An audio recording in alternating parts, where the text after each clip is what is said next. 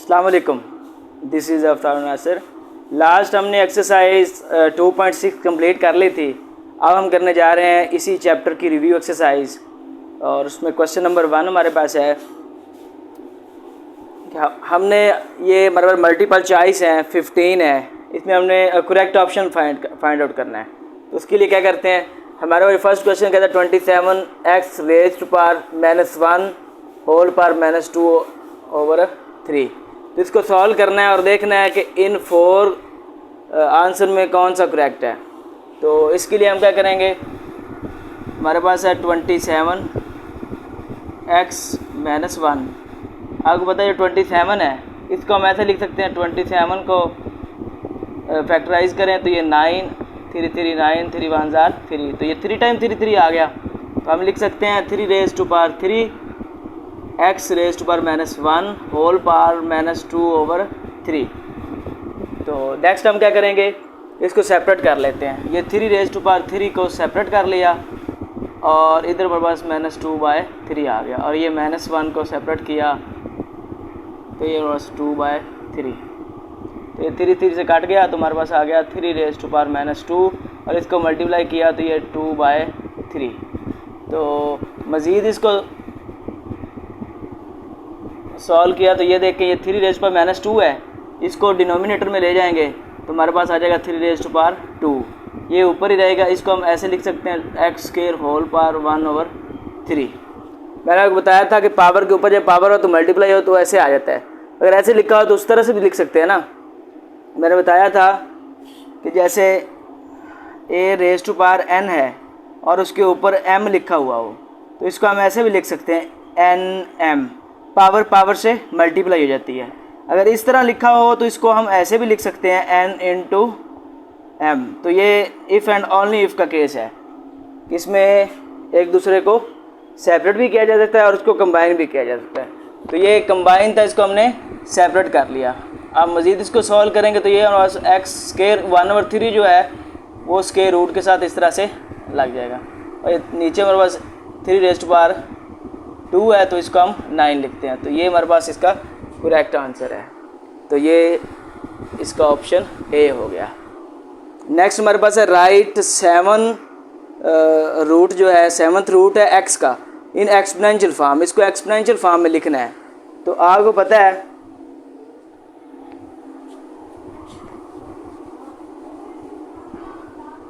कि exponential form में कैसे लिखते हैं 7th रूट x का। तो सिंपल हमने क्या करना है, x और ये 7th रूट को 1/7, तो ये इसका आंसर आ जाएगा। तो ये इसका आंसर आ गया।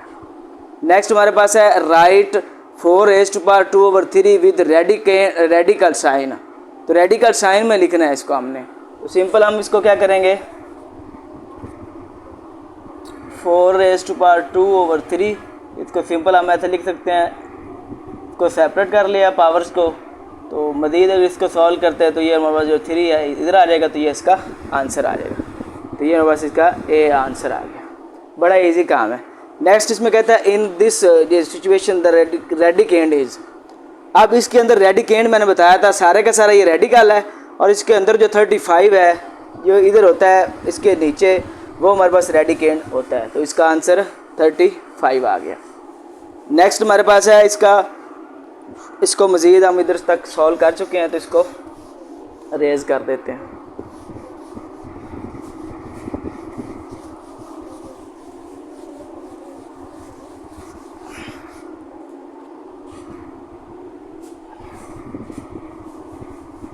जी, अब ये इसको सॉल्व करना है तो इसको सॉल्व करें जी। 25/16 रेज टू पावर -1/2। इसको सॉल्व करें तो हमारे पास क्या आ जाता है, अभी होल पावर है तो इसको हम सेपरेट भी लिख सकते हैं। नोमिनेटर की अलग कर लेते हैं पावर और डिनोमिनेटर की अलग कर लेते हैं। तो ये माइनस वाला ऊपर और वो माइनस वाला नीचे आ जाएगा। तो ये हमारे पास इस तरह से पावर को प्लस करना है ताकि सॉल्व हो जाए ना। तो ये नीचे वाला डिनोमिनेटर ऊपर नोमिनेटर की जगह चला गया और नोमिनेटर नीचे आ गया। तो इसको हम इस तरह से लिख सकते हैं। मज़ीद इसको सॉल्व करते हैं। 16 को लिख सकते हैं 4 रेज टू पावर 2 और 25 को लिख सकते हैं 5 रेज टू पावर 2। तो ये इस तरह ये इससे कट गया, ये इससे कट गया, तो आंसर आ गया हमारे पास 4/2। 5। तो इसका आंसर आ गया 4/5। नेक्स्ट हमारे पास है द कंजुगेट ऑफ 5 + 4 अयोटा। तो सिंपल हमने जो अयोटा होता है उसके साथ जो कोफिशिएंट का साइन चेंज करना है, तो ये प्लस है तो ये हमारे पास हो जाएगा माइनस, तो हमारे पास ये इसका आंसर आ जाएगा। नेक्स्ट हमारे पास है the value of iota 9 is. अब अयोटा 9 की वैल्यू हमने फाइंड करनी है जी।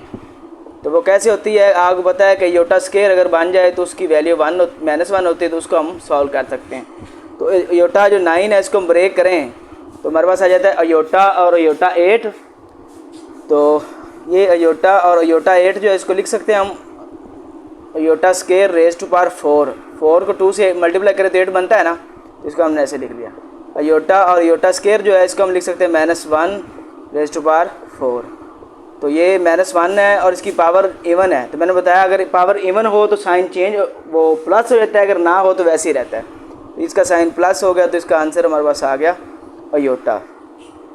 तो इसका आंसर हमारे पास आ गया अयोटा। ठीक हो गया। नेक्स्ट हमारे पास एवरी रियल नंबर इज़।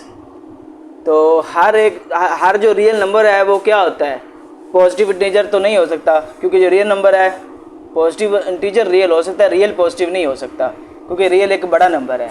इसके अंदर रियल नंबर के अंदर रैशनल इरेशनल सारे आ जाते हैं इसके अंदर। तो एक रैशनल नंबर भी हर रियल नंबर रैशनल नहीं हो सकता, वो इरेशनल भी हो सकता है, नेगेटिव भी नहीं हो सकता, क्योंकि रियल एक बड़ा नंबर है और नेगेटिव एक छोटा नंबर है। तो लास्ट हमारे पास कम्प्लेक्स नंबर। हर रियल नंबर जो है वो ये कम्प्लेक्स रियल का भी आप ऐसे समझे कि बाप है इसका, ये उससे भी बड़ा है। तो सारे के सारे रियल इसके अंदर समा सकते हैं कम्प्लेक्स नंबर के अंदर।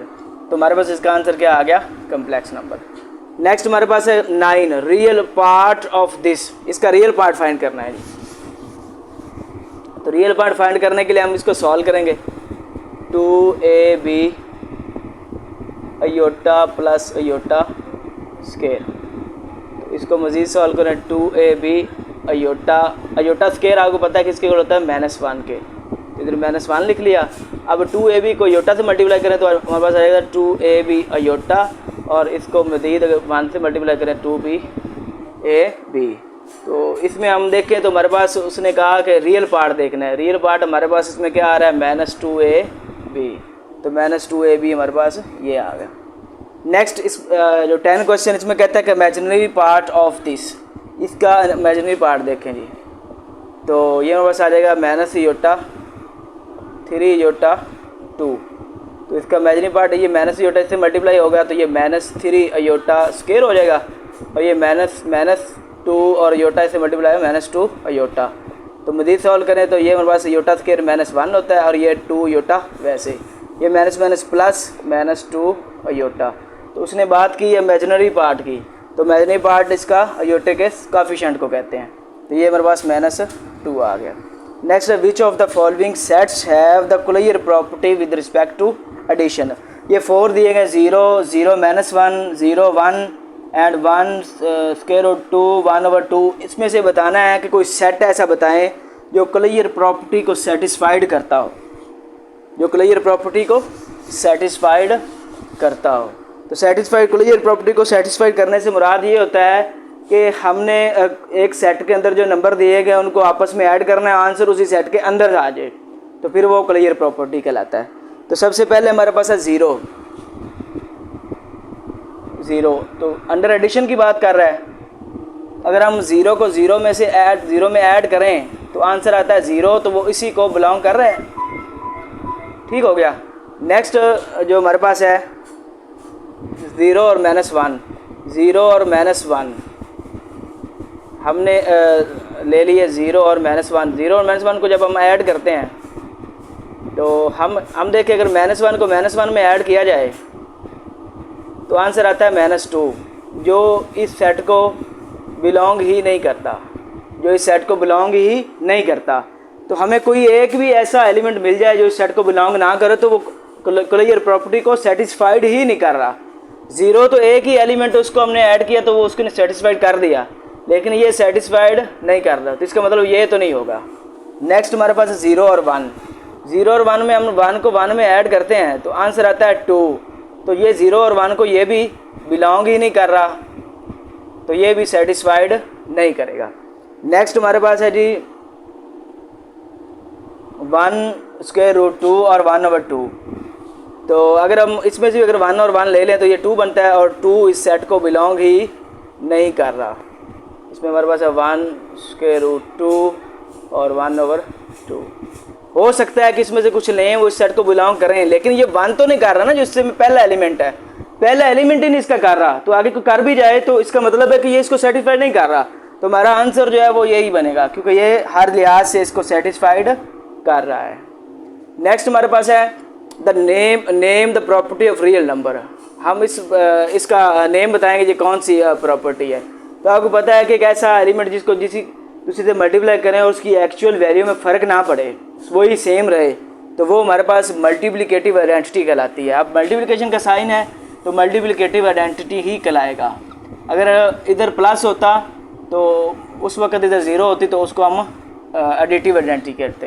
तो अब -√5/2 हमने मल्टीप्लाई किया 1 के साथ, तो वही सेम रिज़ल्ट हमें देता है। आउटपुट में फ़र्क नहीं आया। इनपुट हमने जब दी -√5/2 तो हमें रिजल्ट भी वही मिला, आउटपुट भी वही मिली। तो हमारे पास ये क्या हो गया, multiplicative identity.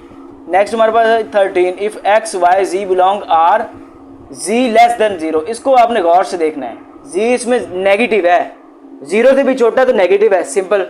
Then x less है y से। अब इसमें कहते हैं कि x लेस है y से और साथ जो z है वो लेस देन 0 है, मतलब ये नेगेटिव की बात कर रहा है, ये नेगेटिव की बात कर रहा है। तो आपको पता है कि इसके साथ कोई भी नेगेटिव नंबर अगर हम मल्टीप्लाई करते हैं तो इसके साइन में फ़र्क पड़ेगा। तो अगर हम इसके साथ z को मल्टीप्लाई करते हैं तो सिंपल ये अपना जो ये लेस हो रहा है तो इधर ये ग्रेटर हो जाएगा।